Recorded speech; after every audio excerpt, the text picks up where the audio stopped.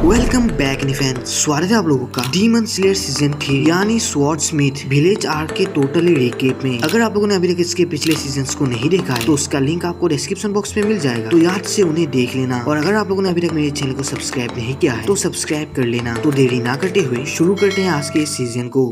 इस सीजन के स्टार्टिंग में हम आकाजा को देखते हैं और इसे इन्फिनिटी कैसल में बुलाया गया था। और यहाँ पर अपर मून्स को तभी बुलाया जाता है जब कोई अपर मून डीमन स्लेयर के हाथों मारा जाता है। और वहाँ पर अपर मून 5 ग्योकू और अपर मून 4 हानटेंगो और अपर मून 2 डोमा और अपर मून 1 कोकुशिबो को भी बुलाया गया था। और फिर हम सभी डीमंस के किंग मुजान किबुत्सुजी को देखते हैं, जो कि बहुत गुस्सा था क्योंकि रिसेंट ही एक अपर मून मरा है और इन सभी डीमंस ने अभी तक ब्लू स्पाइडर लिली को ढूंढकर नहीं लाया। फिर मुजान ग्योको और हानटेंगु को एक सीक्रेट जगह पर जाने को बोलता है और वहाँ की इंफॉर्मेशन मुजान को देने को बोलता है। और फिर हम तांजिरो को देखते हैं, जो कि बटरफ्लाई मेंशन में खुद को रिकवर कर रहा था क्योंकि पिछले फाइट के दौरान उसे काफी चोटें लगी थी। और जेनित्सु और इनोस्के एक हफ्ते पहले ही ठीक हो गए थे, जिससे वो अपने अपने मिशन पर निकल गए। और पिछले फाइट के दौरान तांजिरो ने अपना तरवाल भी तोड़ दिया था, तो उसे एक नई तरवाल चाहिए थी, लेकिन हागानेजुका उसे नई तरवाल लेने से मना कर देता है। और अब तांजिरो के पास एक ही चॉइस था कि वो खुद स्वॉर्ड्समिथ विलेज जाके अपने लिए एक तरवाल बना लाए। और उसी विलेज में सभी डीमन स्लेयर्स की तरवाल बनाई जाती है और वो विलेज काफी सीक्रेट होता है। और अगले दिन तांजिरो एक काकुशी के साथ विलेज की तरफ निकलने के लिए रेडी होता है, लेकिन काकुशी तांजिरो के कान और नाक को बंद कर देता है ताकि तांजिरो को विलेज का रास्ता पता ना चले। और वो विलेज की तरफ निकल पड़ता है। विलेज पर पहुँचने के बाद तांजिरो देखता है कि वहाँ पर सभी लोगों ने एक मास्क पहन रखा था, क्योंकि वो सभी अपनी आइडेंटिटी छुपा के रखते थे। और वहाँ पर तांजिरो की मुलाकात लव हाशिरा, मित्सुरी और गेन्या से होता है। और तांजिरो ने एक अपर मून को हराया था, तो मित्सुरी तांजिरो की तारीफ करने लगती है और उसे और मेहनत करने को बोलती है, जिसमें तांजिरो कहता है कि वो और मेहनत करेगा जिससे वो मुजान किबुत्सुजी को हरा सके। ये सुनकर मित्सुरी तांजिरो के कान में बोलती है कि इस विलेज में एक सीक्रेट वेपन है जिसे आज तक कोई भी नहीं ढूंढ पाया। और मित्सुरी को लगता है कि तांजिरो उसे ढूंढ पाएगा। और अगले दिन तांजिरो उस सीक्रेट वेपन की खोज में जंगल की तरफ निकल पड़ता है और वहाँ पर उसकी मुलाकात मिस हाशिरा मुइचिरो से होता है। और वो एक बच्चे से बहस कर रहा होता है क्योंकि उसे एक पुतले का चाबी चाहिए। और ये पुतला एक लेजेंड डीमन स्लेयर योरोचिका होता है, जिसका 6 हाथ था। और पुराने जमाने के डीमन स्लेयर इस पुतले से ट्रेनिंग करते थे। मुइचिरो बहुत ही कठोर और मतलबी था, तो वो उस बच्चे से इस पुतले का चाबी ले लेता है और इस बच्चे का नाम कोटेत्सु होता है। और फिर मुइचिरो उस पुतले के साथ ट्रेनिंग करने लगता है। और मुइचिरो काफी ज्यादा फास्ट और उसकी स्ट्रेंथ भी काफी ज्यादा हाई होती है, जिससे वो उस पुतले के साथ आसानी से लड़ लेता है। और मुइचिरो की लड़ने की काबिलियत देखकर तांजिरो काफी ज्यादा हैरान होता है। और ट्रेनिंग खत्म करने के बाद मुइचिरो वहाँ से चला जाता है। और फिर तांजिरो उस पुतले से ट्रेनिंग करने लगता है। और तांजिरो अपनी सेफ्टी के लिए उस पुतले के सभी तरवाल्स को निकालकर उसके हाथों में लकड़ी लगा लेता है, लेकिन फिर भी तांजिरो इस पुतले को हरा नहीं पाता क्योंकि उसके 6 हाथ थे, जिससे तांजिरो की हालत खराब हो जाती है। लेकिन तांजिरो बहुत मेहनत करने के बाद अपनी पूरी ताकत से उस पुतले के फेस पर अटैक कर देता है, जिससे उसका खोपड़ी टूट जाता है और उसके अंदर से एक बहुत पुराना स्वॉर्ड निकलता है। ये देखकर तांजिरो और कोटेत्सु हैरान होते हैं। और इस तरवाल को तांजिरो ने ढूंढा था, तो ये तरवाल अब तांजिरो की होगी। लेकिन तांजिरो देखता है कि इस तरवाल में तो बहुत जंग लगी हुई थी। फिर हागानेजुका आके इस तरवाल को रिपेयर करने के लिए ले जाता है। और नेक्स्ट सीन में तांजिरो सो रहा था, तो उसके पास मुइचिरो आता है और तांजिरो से पूछता है कि तांजिरो दूसरों की इतनी चिंता क्यों करता है, उसे ये सब करने के बजाय खुद के कामों पर ज्यादा फोकस करना चाहिए। लेकिन तांजिरो बोलता है कि जब कोई किसी की मदद करता है तो बाद में उसकी भी हेल्प होती है और इससे ही तांजिरो को खुशी मिलती है। ये सुनकर मुइचिरो हैरान होता है और तभी नेजुको भी नींद से जाग जाती है। और तभी वहाँ पर दरवाजा खोल के हानटेंगु आ जाता है। तांजिरो ये देखकर हैरान हो जाता है और समझ जाता है कि ये एक अपर मून का डीमन है, क्योंकि उनके बिना नोटिस किए ही ये यहाँ तक पहुँच गया। फिर मुइचिरो तेजी से जाकर हानटेंगु का गला काट देता है और उसके बाद हम देखते हैं हानटेंगु की कटी हुई गर्दन से एक नया डीमन अपीयर होता है और उसके बॉडी से भी एक दूसरा डीमन अपीयर होता है। ये देखकर मुइचिरो एक के ऊपर अटैक करने के लिए जाता है, लेकिन वो डीमन एक पंखे से एक जोरदार हवा करके मुइचिरो को वहाँ से दूर फेंक देता है। और अब यहाँ पर 2 डीमन हो चुके थे और इनमें से एक का नाम था सेकिडो, जो गुस्से को दर्शाता है, और दूसरे का नाम था हाराकू, जो खुशी को दर्शाता है। फिर सेकिडो अपनी स्टिक को जमीन पर मारता है, जिससे बहुत पावरफुल इलेक्ट्रिसिटी निकलती है, जो तांजिरो और नेजुको को लगती है। और इसके झटके से तांजिरो बेहोश होने ही वाला होता है, लेकिन तभी वहाँ पर गेन्या आके एक बंदूक से इन दोनों दोनों डीमन की खोपड़ी उड़ा देता है। लेकिन अब वो दोनों डीमन 2 के बदले 4 हो जाते हैं और एक तीसरा डीमन तांजिरो को पकड़ के आसमान में ले जाता है। और दूसरी तरफ गेन्या को चौथे डीमन ने अपना भाला घुसाकर घायल कर दिया था और वो तीसरा डीमन तांजिरो के ऊपर सोनिक अटैक करने वाला होता है। लेकिन तांजिरो अपने हिनोगामी कागुरा का इस्तेमाल करके उस डीमन का पैर काट देता है और वो नीचे जाकर जमीन पर गिरता है, जिससे वो काफी घायल हो जाता है। और उस डीमन के पंजे से और एक डीमन का सिर निकल आता है और तांजिरो के ऊपर सोनिक अटैक करने वाला होता है। दूसरी तरफ हम मूचिरो को देखते हैं जो कि तेजी से विलेज की तरफ बढ़ रहा था। लेकिन वो देखता है एक बड़ा फिश डीमन कोटेत्सु को खाने वाला होता है। पहले तो मूचिरो उसे वहीं पर मरने के लिए छोड़ आने को सोचता है, क्योंकि वो एक बच्चा था तो उसकी इतनी इम्पोर्टेंट नहीं है। लेकिन उसे तांजिरो की बात याद आती है कि अगर हम किसी की मदद करें तो बाद में हमारी भी मदद होती है। जिसके बाद मूचिरो जाके कोटेत्सु को उस डीमन से बचा लेता है